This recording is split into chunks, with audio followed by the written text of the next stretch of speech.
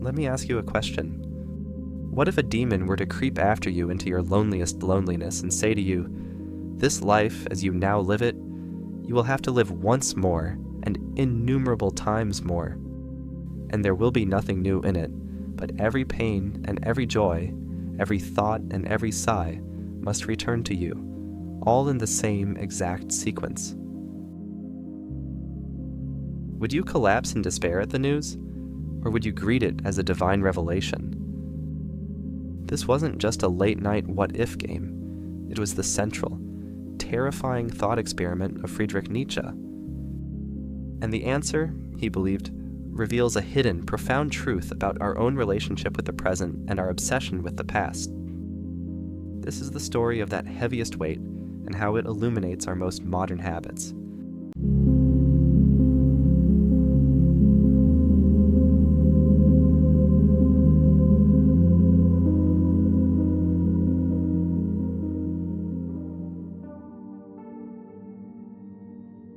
To understand why he'd asked such a terrifying question, we have to reframe the man. The internet's Nietzsche is a grim nihilist. The real philosopher was the exact opposite, a man obsessed with joy and life affirmation. But he was also a man who believed that to find true joy, you had to be willing to destroy your own hollow idols. And his first and most painful was his hero, the composer Richard Wagner. Nietzsche worshipped him. But as Wagner aged, Nietzsche saw his hero retreat into what he called slave morality, a world of cheap comfort and Christian pity. So Nietzsche severed the tie. This wasn't just a falling out, it was an excruciating act of intellectual self-amputation. This matters because it proved Nietzsche wasn't just a talker. He was willing to be cast out, to be utterly alone in the void, rather than stay at a party he no longer believed in. He was now free to find his own answer.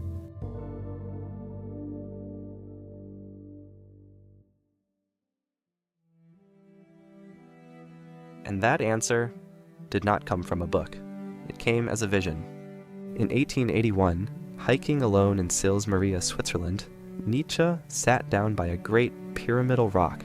He was at his lowest point, sick, rejected, and completely isolated. And in that moment, the idea struck him. He described it not as a thought, but as a revelation. It was the fundamental conception of his entire philosophy. It was the idea of the eternal return. This was a concept so powerful, it felt like a supernatural event within him.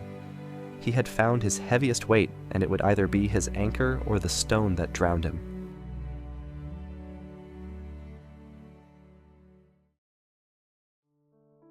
So, we've heard the demon's question, but what does it mean? This is what he called the heaviest weight. It's not a theory of physics, it's a psychological hammer. The demon's test doesn't ask, "Are you happy?" It asks something far more brutal. Are you living a life you would be willing to repeat forever? It's the ultimate test of affirmation. Because if a person can't say yes, if they look at their life and wish for it to be different or over, or if they're just bored, then they have failed. They are living a life that cannot affirm itself. And this is where the question stops being a what if and starts to feel personal.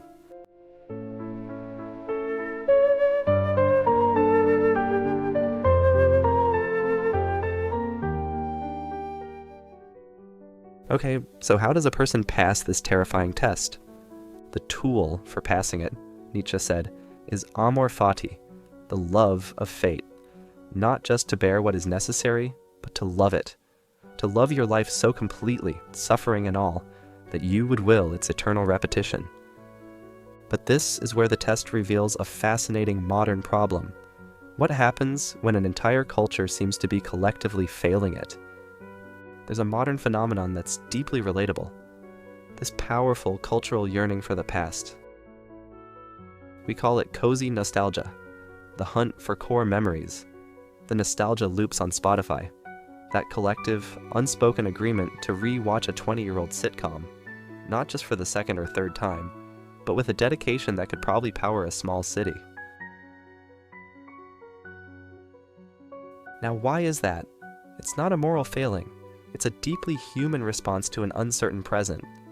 We seek a warm refuge in a finished story, a place where the endings are known, the jokes all land, and the problems are all solved in 30 minutes. It's a psychological comfort blanket. But Nietzsche would be fascinated by this. He would identify it as a symptom of what he feared most, the last man. The person who seeks only comfort, who blinks at anything challenging, and who has lost the will to create new meaning.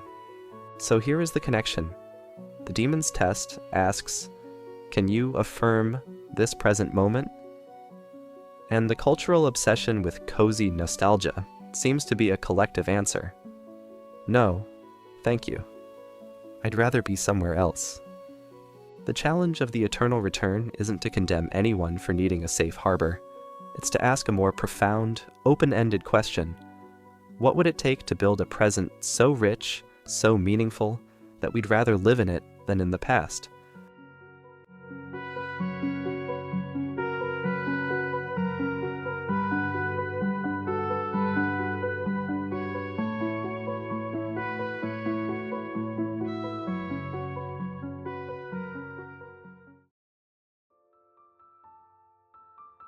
So, the echo of eternal return isn't a demon's threat.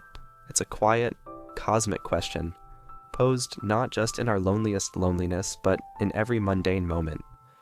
Is this a life we are simply enduring? A collection of core memories to be curated and escaped to later? Or is it a story we are writing, one we would joyfully choose to live as our eternity?